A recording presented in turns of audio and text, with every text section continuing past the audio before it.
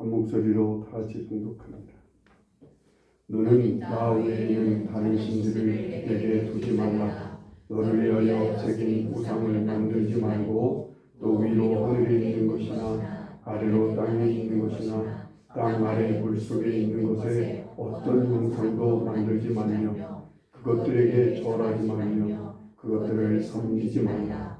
나 내 하나님 여호와는 질투하는 하나님인즉 나를 미워하는 자의 죄를 갚해 아버지로부터 아들에게로 3,4대까지 이르게 하거니와 나를 사랑하고 내 계명을 지키는 자에게는 1,000대까지 은혜를 베푸느니라.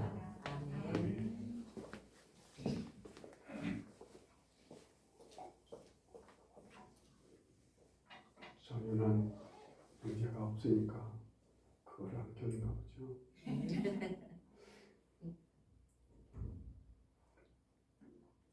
사람이 하는 말에는 여러 말이 있어요. 진심이 담긴 말이 있고 어떤 사람은 진심이 담기지 않는 그런 실없는 말을 하기도 합니다. 어떤 사람은 어떨 때는 이 현 상황과는 전혀 상관없이 하는 그런 말, 이런 말을 뭐라고 하죠? 뜬 말이라고 하나요? 뜬금없는 말, 뭐 이렇게 얘기합니다. 뜬금이라는 말이 어원이 어딘가 봤더니 재밌더라고요. 나중에 가르쳐 드릴게요. 또 사람의 말 중에는 조롱이나 농담을 주는 이런 말들을 빈말이라고 그래요. 가벼운 말, 뭐 이런 여러 가지 말이 있어요. 그렇지만 어떤 사람이 가벼운 말을 하든 뜬 말을 하든 빈말을 하든 다 그 사람의 마음속에 있는 마음에 있는 것을 얘기하게 돼 있어요. 표현하는 방식이 진심으로 하는 표현이 있지만 그냥 또 농담 삼아 하기도 하고 다 자기 마음을 이 진심이 담겨 있어요. 그래서 자기의 진심이 담겨 있는 것을 강조하기 위해서 어떤 사람은 막 더 그래 진짜로 정말로 하는 말인데 뭐 이런 말. 우리 예수님께서도 무슨 말을 자주 하셨어요? 진실로 진실로라는 말씀을 예수님도 자주 하셨어요.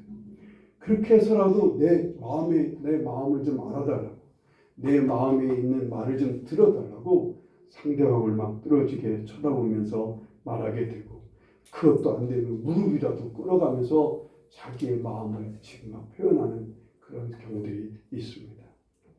하나님께서 하시는 말씀은요, 하나님의 말씀은 그런 빈말이 없어요. 하나님의 말씀은 그런 뜬금없는 말, 가벼운 말씀 없습니다. 하나님의 말씀은 다 진실하신 말씀이에요. 진실하신 말씀이고 참된 말씀이고 그 안에 뭐가 담겨 있어요? 말씀 속에 하나님의 진심이 담겨 있다는 거예요. 오늘 우리는 이 주일을 맞아서 하나님 앞에 다 서 있습니다. 실은 우리가 선 게 아니라 하나님께서 우리를 불러주신 거예요. 한 주일 동안 열심히 각자의 삶을 사느라고 애쓰고 힘쓰는 우리를 하루 잠깐 멈추게 하고 오늘 우리를 하나님 앞에 나와서 하나님 말씀을 들으라고 우리의 무릎을 살짝 돌려놓는 거예요. 우리의 몸을 살짝 지금 막 우리의 삶에 집중하고 있는 우리를 잠깐 이 하루에 우리를 잠깐 돌이켜서 내 말 좀 들어봐라 하고 하시는 거예요. 잘 들어라. 아주 명심하라고 하시면서 주시는 말씀이 실은 오늘 말씀이라고 믿어집니다. 현 상황과는 상관없는 뜬금없는 말씀인 것인지도 그런 말씀처럼 들리겠지만 실은 저도 그랬어요. 저도 이게 오늘 무슨 뜻으로 오늘의 말씀을 전하라 하시는지 잘 몰라서 뜬금없어서 실은 저도 마음을 기울였습니다. 하나님의 진심을 믿기에, 하나님의 진실하심을 믿기에 하나님은 뜬금없는 말씀 하시지 아니하시고 하나님 빈말 말씀하시지 않는 분이기에 오늘 이 말씀이 떠올랐을 때 하나님께서 무슨 뜻으로 이 말씀을 전하라고 하시는지 열심히 귀를 기울였습니다. 하나님의 진심이 뭘까? 현재를 살아가는 우리에게 오늘 하나님의 간절한 진심이 뭘까? 오늘 이 말씀 속에 이 말씀을 전하라고 하시는 하나님의 간절한 진심은 뭘까? 저도 정말 궁금했습니다. 하나님을 신뢰하며 분명히 하나님께서 우리를 사랑하셔서 오늘 우리에게 주시는 말씀인 줄 믿고 하나님의 뜻이 무엇인가 있어서 주시는 말씀이라고 믿고 열심히 상고하면서 하나님께 마음을 기울였습니다.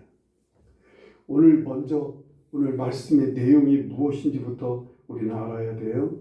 3절 말씀에 보면 너는 나 외에는 다른 신들을 내게 두지 말라 말씀합니다.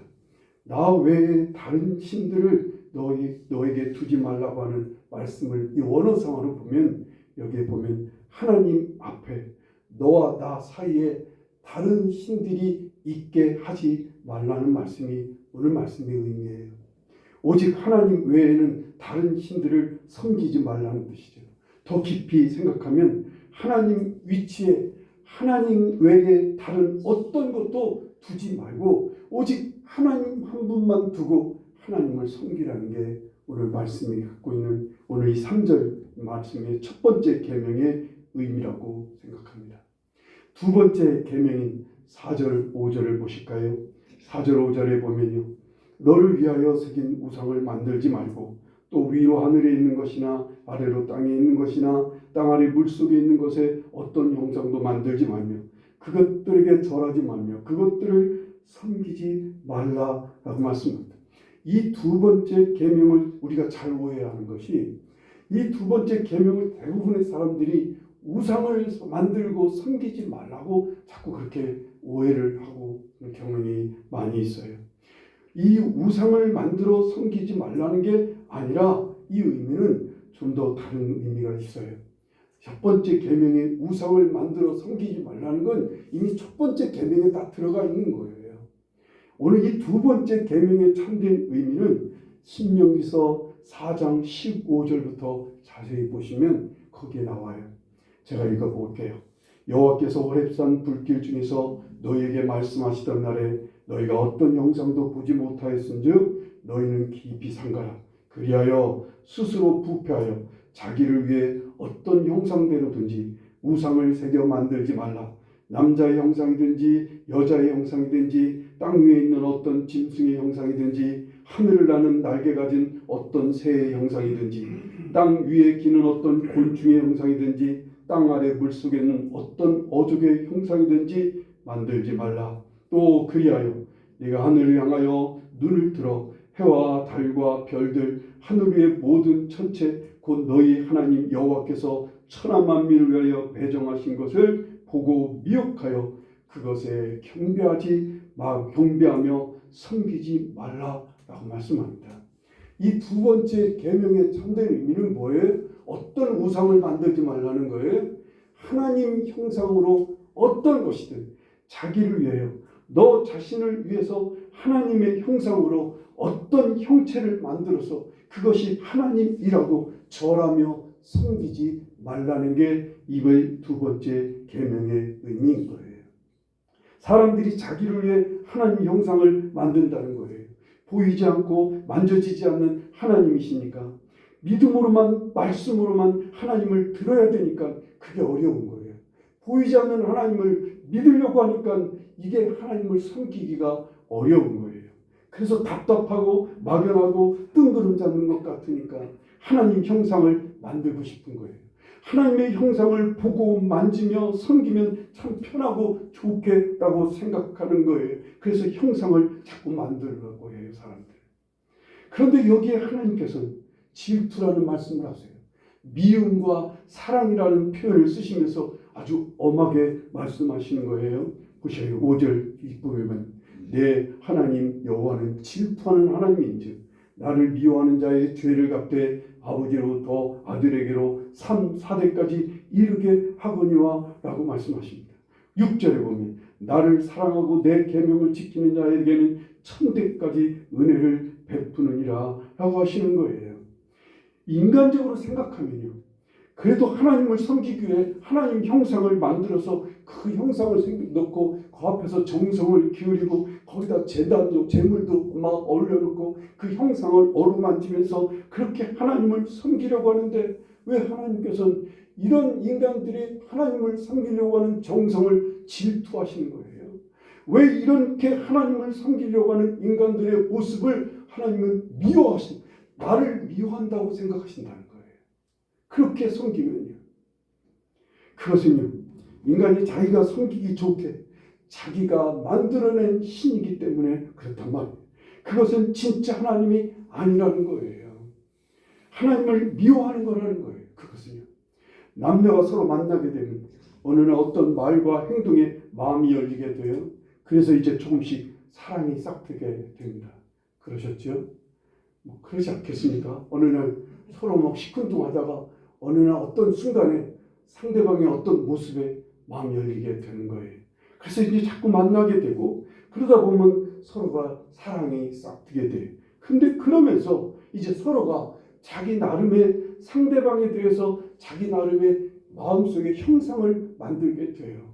저 남자는, 저 여자는 한없이 따뜻한 사람이야. 나에게 아주 헌신적인 사람이야. 언제나 천사 같은 사람이야. 저 사람은 듬직하고 마음이 넓은 사람인 것 같아. 아니면 저 사람은 재주가 좋고 돈을 잘 벌어서 가정에 충실한 사람인 것 같아. 나만을 끔찍히 좋아하는 사람이야. 뭐 이런 등등의 자기 나름의 형상을 만들어 놓고 사랑에 빠지게 됩니다. 그래서 결혼해요.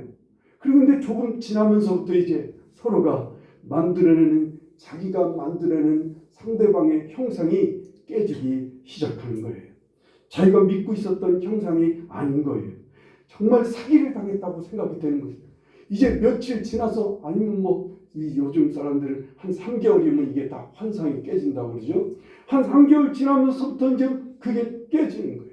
신혼여행 가면서부터 이 환상이 깨져갖고 사기당했다고 이혼하려고 오는 그런 신혼부부도 없지 않아 있어요. 왜? 다 자기 마음에 있는 형상이 자기가 마음대로 만들어낸 형상이 깨지는 거예요. 그러다 보니까 그것 때문에 마음이 깨지고 실망하게 되고 서로 싸우게 되는 거예요. 자기 형상, 자기가 만들어낸 형상대로 살아달라는 거예요. 자기가 만들어낸 형상처럼 살아 있어라는 거죠. 그게 안 되니까 정말 실망하고 그러다 보니까 서로 싸우고 그러다 보니까 서로 미워하게 되는 거예요. 그래서 하는 말들이 뭐라고 그래요? 서로 미움에 극에 달하다 보면 서로 자주 섞인 말로 뭐라고 그래요? 내 발등 내가 찌른다라고 그렇게 말을 하게 됩니다. 이에 반해서요. 서로가 만들어낸 화상을 깨기 시작합니다. 아예 깨지면서부터 그걸 받아들이는 거예요. 이제 서로의 모습을 서로의 마음을 알아가고자 합니다. 정말 진실하게 서로를 바라보고 정말 참된 눈으로 서로를 이해하려고 하는 거예요. 그래서 서로를 인정하고 서로를 받아들이게 됩니다. 있는 모습 그대로를 받아들이게 돼요. 이것이 사랑을 이뤄가는 부부인 거예요. 그런데 자기만의 허상을 그대로 두고 그런 사람을 찾아다닙니다. 그런 허상을 마음에 품고 삽니다. 어쩔 때는 배우자 앞에 그런 사람을 형상으로 세우고 그것만 위하고 좋아하고 집착하게 됩니다. 대부분 어떤 허상을 만들어내요? 자식이 그런 형상인 거예요. 어쩔 때는 다른 상대방, 다른 이상을 찾아가게 되는 거예요. 바람 피운다 그러죠. 이것은 서로 미워하는 거예요. 미움이라는 건 뭐예요? 미움은 미워하는 대상을 쳐다보지 않습니다. 더 이상 기대하지도 믿지도 않습니다. 그 사람을 아프고 힘들게 하는 것을 힘쓰게 됩니다. 미워하게 됩니다. 상대방이 화가 나고 괴로워하고 힘들어하고 급기야 망하는 것을 원합니다. 그렇게 되면 마음에 막 시원합니다. 그런 행동과 말을 그런 사람이 그렇게 망하도록 상처받도록 말과 행동을 하게 돼요. 미워하면 부부간에 서로 화나고 급기야 싸움을 하게 되는 그 포인트가 바로 거기서 나오는 거예요. 저 사람이 무슨 말을 하고 행동을 하면 상대가 발끈하는 포인트가 있어요. 아니면 마음에 상처를 받고 좌절하는 그런 포인트가 있게 돼요. 그래서 미워하는 사람은 일부러 그 포인트를 찾아서 공략을 합니다. 공략을 해요. 기어이 그래서 상대방을 화나게 만들어요. 기어이 상대방을 좌절하게 만들고 기어이 상대방을 아프게 만드는 거예요. 그래서 상대방의 집안을 건드린다거나 아니면 출신을 건드리기도 하고 상대의 능력이나 상대의 외모를 건드리는 말과 행동을 하면요. 그 미워하는 상대방은 막 무너집니다. 그러면 막 속이 좀 그 무너지는 모습을 보면 속이 좀 시원하고 마음이 조금 괜찮아지는 거예요. 이건 미워하는 부부인 거예요. 사랑하는 부부는 이 반대입니다. 허상을 던져버리려고 해요. 그리고 새롭게 상대방을 알아갑니다. 살면 살수록 이 사람 정말 새로운 부분들이 많이 보이게 되는 거예요. 서로의 진심을 파악하게 됩니다. 있는 그들의 모습을 보고 이해하면서 결국은 뭐가 생기는 거예요? 동정하는 마음이 생기는 거예요. 상대방의 부족함을 내가 채우려고 하게 되는 거예요. 이게 사랑을 이뤄가는 부부의 모습인 거예요. 하나님께서는요, 자기를 위해 자기 편하자고 자기의 탐욕을 채우려고 하나님을 어떤 형상을 만들어 절하고 섬기는 것을 하나님을 미워하는 것으로 여기시는 이유가 바로 여기 있는 거예요. 이에 다른 신의 형상을 만들어서 섬기는 그 이웃의 사람이 다른 신을 섬겨서 잘 살고 잘 되니까 하나님을 뒤로하고 다른 신의 형상을 끌어들여서 섬기면 이것은 하나님을 매우 화나게 해요. 하나님을 매우 마음 아프게 하는 거예요. 그래서 미워한다는 거예요. 하나님을 미워하는. 왜? 미워하는 사람은 상대방이 마음 아파하고 상처받고 화나는 것을 좋아하거든요. 인간들이 그렇게 해서 하나님을 화나게 하는 거예요. 그렇게 해서 하나님 마음을 아프게 하는 거예요. 그래서 하나님은 당신을 미워하는 것으로 받아들이신다는 거예요. 하나님께서 분노하시고 미움을 받는다고 여기시는 포인트가 바로 이건 거예요. 우리가 다른 신을, 우리가 자기를 위해 만들어낸 허상을 섬길 때 하나님은 매우 여기서 화가 나시는 거예요. 하나님을 자세히 알아가고 하나님을 섬기는 자는 하나님을 사랑하는 자로 하나님 알아주시는 거예요. 그걸 그렇게 받아주시는 거예요. 하나님을 잘 살펴서 알아가고 그 알아가는 하나님을 진심으로 존경하고 진심으로 높이고 섬기는 그 모습이 하나님께서는 당신을 사랑하는 것으로 받아들여서 천대까지 은혜를 베풀어 주신다는 거예요. 이 첫 번째와 두 번째 계명에 담긴 하나님의 진심이 뭘까요? 하나님이 이 계명을 말씀하시는 이 첫 번째, 두 번째 계명을 말씀하시는 하나님의 속마음은 무엇일까요? 왜 이런 말씀을 하시는 거예요? 하나님과 나 사이에 다른 신이나 허상인 하나님의 형상을 두어서는 안 된다고 하시는 하나님의 진심은 뭘까요? 우리와 진심 어린 사랑의 교제를 하고 싶어 하시는 거예요. 우리와 막힘없이 가리워진 것 없이 서로 믿고 진실한 마음으로 사랑하며 교제하시고 싶어 하시는 게 오늘 이 두 가지 계명에 담겨있는 하나님의 진심인 걸 믿으시기 바랍니다. 아담과 하와를 하나님께서 창조하시고 에덴 동산을 열어주신 것도 바로 이것 때문에 아담과 하와와 가까이 교제하고 싶으신 거예요. 그들과 함께 이스라엘을 애굽에서 빠져나오게 하셔서 가나안 땅으로 이끄시는 이유도 거기 있어요. 당신의 백성들, 나는 너의 하나님이 되고 너희들이 하나님인 내가 돼서 함께 가까이 교제하고 싶으신 거였어요. 예수님이 이 땅에 오셔서 하나님의 진심을 보여주시기 위해서 이 땅에 오신 말씀이셨어요. 하나님의 진심을 예수님이 보여주신 게 뭐였어요? 탕자의 비유를 통해 잃어버린 양 한 마리 양을 찾아다니시는 그 모습을 통해 환자와 어렵고 병들고 지친 소자들을 돌보고 섬기시는 모습을 통해 하나님이 어떠하신 분이 어떠한 마음으로 이 땅에 역사하시는지 주님께서 보여주셨어요. 그들과 함께 먹고 자고 그들과 함께 어울리셨어요. 그들의 발을 씻어 주셨어요. 다 뭐 때문에? 같이 교제하고 싶으신 거예요. 급기야 예수님이 십자가에 피 흘려 죽으실 때 휘장이 쫙 찢어지며 하늘문을 활짝 열어놓고 누구든지 오라고 막힌 담을 다 얼었으니 이제 와서 나와 함께 하자고 주님 말씀하십니다. 이사야서 1장 18절에 보면요, 여호와께서 말씀하시되 오라 우리가 서로 변론하자. 너희의 죄가 주홍 같을지라도 눈과 같이 이어질 것이요 진홍같이 붉을지라도 양털같이 희게 되리라. 와서 막힘없이 가리워진 것 없이 함께 교제하고 싶으신 거예요. 함께 변론하자는 거예요. 함께 같이 이야기를 좀 나눠보자는 거예요. 그래서 오기를 원하시는 거예요. 그래서 예수님이 피 흘려 죽기까지 하셔서 우리의 죄를 다 씻어 주셨던 거예요. 그냥 우리 천국 가라고 예수님이 십자가에 피 흘려 죽으신 게 아니라 하나님과 같이 화평을 누리는 삶이 되게 하시는 거예요. 아멘. 오늘 이 두 계명에 담긴 하나님의 두 번째 진심이 있어요. 첫 번째 진심은 하나님이 가까이 교제하고 싶으신 진심이셔서 하는 말씀이고 6절 말씀을 보세요. 6절에 나를 사랑하고 내 계명을 지키는 자에게는 천대까지 은혜를 베푸느니라 라고 말씀. 하나님께서는요, 당신을 이렇게 사랑하는 자에게 은혜를 주시며 복을 주고 싶어서라는 게 하나님의 진심입니다. 하나님은 당신의 백성에게 은혜를 주시고 싶은 거예요. 여기서의 은혜는 특별한 은혜인 거예요. 일반적으로 주시는 일반적인 은혜, 해와 달과 물과 공기를 주신 이런 일반 은혜가 아니라 하나님이 주시는 특별 은혜 말이에요. 흔들림없이 하나님을 믿고 신뢰하며 하나님 앞에 서는 자에게 주시는 하나님이 주시는 특별하신 은혜, 그게 바로 구원이고 그게 바로 복이라는 거예요. 하나님 이걸 주고 싶은 거예요. 당신의 백성들에게, 당신을 사랑하는 당신의 백성에게 하나님은 복을 주시고 싶어 하세요. 복이라는 게 뭐예요? 하나님께서 함께 하심으로 이루어지는 모든 것들이에요. 하나님이 함께 하셔서 생기는 모든 열매들이고 결과인 거예요. 복은 하나님만이 주시는 거예요. 그래서 하나님이 복의 근원이신 거예요. 오직 하나님만이 복의 근원이시는 거예요.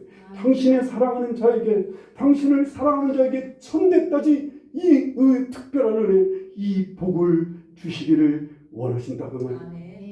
오늘 여러분에게 전하고 주는 메시지는 바로 이겁니다.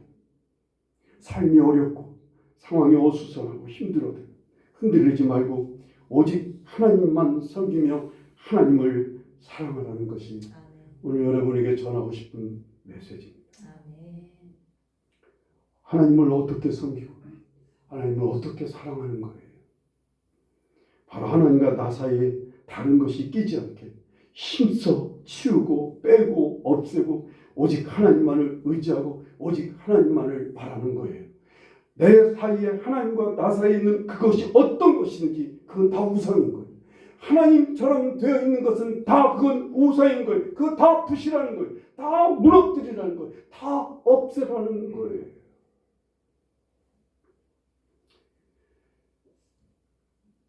어떤 사람들은 하나님은 부자 되기를 원하시는 하나님이시라고는 허상을 만들어놔요. 내가 심지어 그래서 또 기독교 신문에 보니까 부자 되는 비결 가르쳐주는 그런 세미나를 여는 목사님이 있더라고요. 그런데 그 세미나 비용이 얼마냐면 한 사람당 200만 원을 받더라고요. 내가 속으로 생각해봤어요. 100명만 오면 200만 원씩 받아서 100명이면 얼마예요? 나 잘 모르겠네요. 2천만 원? 200만 원씩 100명이면 2억이나 돼요? 간도 크네. 어쨌든 그런 허상을 만들어냅니다. 그런 사람의 말을 듣고 성도들도 자꾸 하나님은 부자 되기를 원하시는 하나님, 하나님은 성공하고 높아져서 세상 위에 우뚝 서기를 원하시는 하나님이라고 하는 허상을 만들어냅니다. 어떤 일이 있어도 하나님은 내 편이 되실 거예요. 내가 잘했든 못했든, 내가 잘하든 내가 못하든 하나님은 언제나 내 편이 되시는 하나님이라고 하는 허상을 만들어내는 사람들도 있습니다. 이건 내가 만들어낸 하나님인 거예요. 내가 바라는 하나님이에요. 내가 만들어낸 하나님의 형상, 하나님같이 여기는 것들, 이런 것들을 열심히 치워야 돼요. 버리는 거예요. 이 허상을 만들어내는 많은 성도들이 그렇게 되지 않으니까 다 깨지는 거예요. 자기가 만들어낸 형상이, 하나님 형상이 다 깨져갖고 실망해서 하나님 떠납니다. 하나님을 더 이상 섬기지 않는 거예요. 그거 다 깨래요. 많은 사람들이 어렵고 힘들수록 하나님을 열심히 찾고 구하는 것이 아니라 자꾸만 다른 데서 샘을 파는 경향이 있어요. 하나님께서는 한 우물을 바라보세요. 어떤 우물이요? 샘의 원천, 복의 원천이신 하나님이라고 하는 오직 한 분, 하나님 한 분만을 섬기라는 거예요. 오직 하나님 한 분만을 샘을 파라는 게 하나님 뜻인 거예요. 예레미야서 2장 13절에 내 백성이 두 가지 악을 행하였으니 곧 그들이 생수에 근원되는 나를 버린 것과 스스로 웅덩이를 판 것인데 그것은 그 물을 가두지 못할 터진 웅덩이니라. 이 백성들이 자꾸만 다른 웅덩, 다른 샘을 파는 거예요. 하나님이라고 하는 샘을 파는 게 아니라 하나님 한 분만을 섬기는 일에 힘쓰지 않는 거예요. 신명기서 30장 19절에 이렇게 말씀하십니다. 내가 오늘 하늘과 땅을 불러 너희에게 증거를 삼느라. 내가 생명과 사망과 복과 저주를 네 앞에 두었은즉 너와 내 자손이 살기 위하여 생명을 택하고 내 하나님 여호와를 사랑하고 그의 말씀을 청종하며 또 그를 의지하라. 그는 내 생명이시요 내 장수시니 여호와께서 내 조상 아브라함과 이삭과 야곱에게 주리라고 맹세하신 땅에 내게 거주하리라. 하나님께서 패라고 하는 말이에요. 화투장을 하나님이 덮으신 세상 사람들은 이게 뭐가 나올까 궁금하잖아요. 근데 하나님은 아예 패를 다 열어 보여주신대요. 하나님은 복과 저주라고 하는 패를 열어놓고 자 네가 마음대로 선택해. 네가 복을 선택하면 내가 너에게 생명과 은혜와 복을 주겠다는 거예요. 네가 근데 저주를 선택하면 너는 저주 속에 살게 될 거예요. 이렇게 쉬운 패가 어디 있어요? 이렇게 하나님께서 확실히 보여주시는 패가 어디냐고요. 황금알을 낳는 거위에 대한 얘기 아십니까? 어떤 착하고 가난한 농부가 어느 날 자기 부인이 시장에 가서 먹을 것 좀 생필품 좀 사오라고 그래서 곡식을 좀 들고 이 가난한 농부가 시장에 가는 거예요. 그런데 마침 자기도 막 배가 고프고 힘든 가난하게 짝입는데 어떤 할머니가 거위 한 마리를 놓고 저 거위 좀 하나 사주세요. 거위 좀 하나 사주세요. 이 사람은 지금 다른 생필품을 사가려고 시장에 왔는데 그래서 이 할머니가 너무 불쌍한 거예요. 늘 착하게 살았던 정말 근면하고 착하게 살던 이 착한 농부가 불쌍한 할머니를 보니까 마음이 견딜 수가 없어서 그 거위를 자기가 가지고 온 모든 곡식을 다 주고 그 거위 한 마리를 사갖고 온 거예요.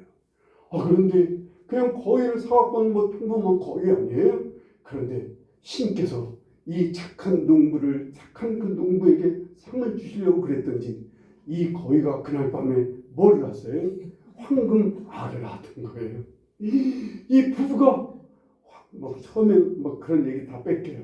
이 부부가 황금 알을 낳은 거위를 보고 너무 감격한 거예요. 그럼 누구에게 감격해야 돼요? 이럴 때는 거위가 황금 알을 낳았으면 누구에게 감사해야 돼요? 신에게 감사해야죠. 황금알을 주신 신에게 감사해야 되는데 이 부부는 눈이 확 뒤집혔어요. 근데 막 기다리고 있는 거예요. 또 황금알을 또 낳기를. 하루를 기다리고 이틀을 기다리는데도 이 거위가 황금알을 낳아주지 않는 거예요. 그래서 이 부부가 궁리하다가 안 되겠어.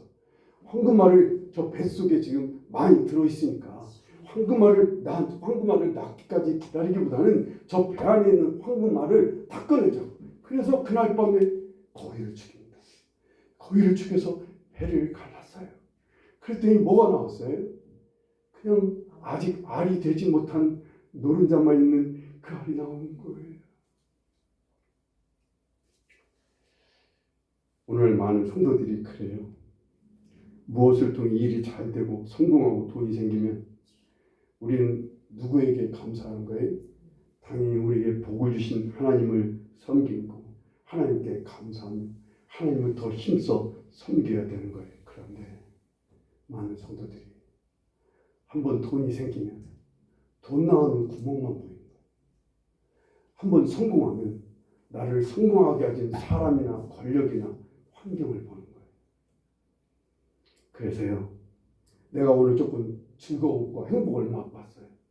어딘가 가서 뭔가를 했더니 너무 즐겁고 너무 환상적인 거예요. 너무 재미있는 거예요. 인생이 이렇게 좋을 수가 없어. 그래서 거기에 집중을 해야 되느라고 뭐래요? 감히 정말 죄송하지만 이 황금알을 낳는 거위를 죽인 것 같이 하나님을 죽입니다.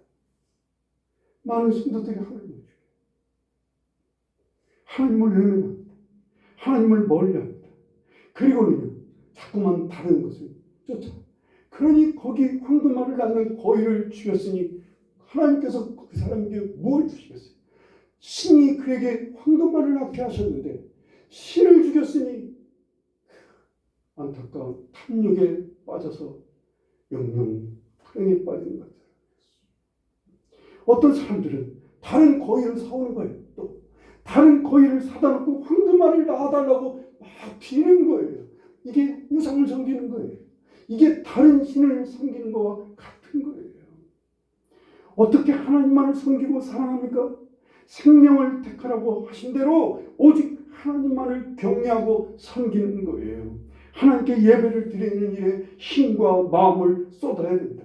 하나님을 최고로, 하나님을 최우선으로, 하나님을 최고 귀한 분으로 여기며 높여드려야 되는 거예요. 이게 하나님을 힘써 섬기는 일이에요. 하나님과 나 사이에 어떤 형상이나 손에 잡히는 것을 치우고요. 오직 말씀에 귀를 기울고 그 말씀을 따르는데 힘쓰는 거예요. 말씀을 상고하면서 계속 제 앞에 제 눈에 떠오르는 장면이 하나가 있어요. 사방이 막 흔들리고 어수선한 가운데 오직 하나님 앞에만 나의 인생의 그릇을 내어놓는 거예요. 내 인생의 그릇을 놓고 거기에 하나님께서 담아주시기를 바라셔서 다른 벌레들이 들어가지 않게, 다른 것들이 들어가지 않게 이 날벌레들을 막 쫓아내는 거예요. 그리고는 계속 주님 앞에 그릇을 내어놓고 주의 말씀만, 주님의 마음만 담으려고 하는 거예요. 계속 그릇을 앞에, 하나님 앞에 내미는 모습이 자꾸 눈에 보여요. 우리가 그래요. 하나님께서 그 그릇을 채워주실 것을, 그 그릇을 넘치게 하시는 분은 하나님이셔요. 에베소서에 보면 세상을 충만하게 하시는 분이 누구라고요? 예수 그리스도라고 말씀하셔요. 이 세상을 충만하게 하실 분은, 내 잔을 넘치게 하실 분은 하나님이시지 세상이 아니라고요. 사람이 아니라고요. 그 어떤 것도 아닌 거예요. 하나님이 내 삶을 넘치게 하시는 것을 믿으시기 바랍니다. 오늘 사는 여러분에게 하나님의 간절한 진심 말이에요. 흔들리지 말고 여기저기 기웃거리지 말고 의심하지 말고 좀 실망이 되고 절망적이라도 그래도 하나님께만, 오직 하나님께만 그릇을 내밀고 하나님의 말씀이신 예수 그리스도만 받으라고 하시는 것을 믿으시기 바랍니다. 아멘. 이 하나님의 간절한 진심을 여러분 마음에 새기시길 바랍니다. 적당히 누가 살라고 해도 그거 기울이지 마십시다. 이렇게 하는 게 나라를 사랑하는 일이고 애국하는 일이라고 누가 말해도 흔들리지 마십시다. 나를 따라오라고, 나하고 같이 행동해서 이 나라를 구하자고 누가 말해도 따라가지 마십시다. 여기에 마음의 불명과 불평이 가득 쌓이는 내 마음속에 자꾸만 다른 것을 바라보라고, 다른 길로 가라고, 너 여기에 있으면 안 된다고 아무리 속삭여도 여러분 의식도 하지 않기를 바라요. 그 그릇 흔들리지 않아야 돼요. 흔들리는 그릇에는 무엇을 담아도 다 쏟아져 나가요. 그 그릇 하나님께만 딱 놓고 요지부동 흔들림 없이 주님만 바라야 돼요. 세상이 그 어떻게 되더라도 오직 하나님께만 엎드리고 하나님만 섬기는 일에 힘쓸 수 있기를 바랍니다. 아멘. 히브리서 10장 35절부터 말씀의 마지막으로 들어드리기를 원합니다. 그러므로 너희 담대함을 버리지 말라. 이것이 큰 상을 얻게 하느니라. 너희에게 인내가 필요함은 너희가 하나님의 뜻을 행한 후에 약속하신 것을 받기 위함이라. 잠시 잠깐 후면 오실 이가 오시리니 지체하지 아니하시리라. 나의 의인은 믿음으로 말미암아 살리라. 또한 뒤로 물러가면 내 마음이 그를 기뻐하지 아니하리라 하셨느니라. 물러가지 마십시다. 어떤 일에도 하나님께만 그릇을 열고 하나님 섬기는 일에만 집중하시기를 바라요. 하나님의 진심이, 오늘 이 말씀에 담겨있는 하나님의 진심은 그건 거예요. 끝까지 하나님만을 바라고 끝까지 하나님께 가까이 하고 하나님이 채워주실 복을 기대하며 하나님을 잘 섬기시는 여러분과 제가 되기를 간절히 바랍니다. 이 하나님의 뜨거운 간절한 진심을 오늘 이때 여러분이 잘 새기셔야 됩니다. 세상이 아무리 뒤집어져도, 세상이 우리 마음과 우리가 바라보는 대로 불안하고 두려움이 몰려올지라도 여러분 흔들리지 마십시다. 요동하지 마세요. 우린 그럴수록 어디로 가요? 하나님 앞에 엎드리고 하나님을 섬기고 하나님을 예배하며 우리 하나님께 가까이 나아가 말씀이신 예수 그리스도를 잘 품고 주님을 따르는 일에 힘쓰셔서 여러분과 제가 하나님이 부어주시는 복으로 충만함을 받아 받은 복을 나눌 수 있는, 받은 복을 자녀들에게 물려줄 수 있고 내가 받은 복을 이 세상에 베풀 수 있는 그런 하나님의 사람들로 서가기를 간절히 축원합니다. 기도하시겠습니다.